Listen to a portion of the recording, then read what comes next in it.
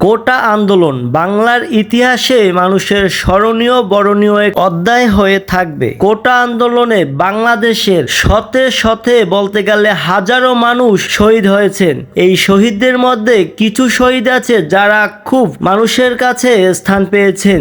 তাদের মধ্যে আমরা কয়েকজন শহীদের বয়স সম্পর্কে জেনে আসব।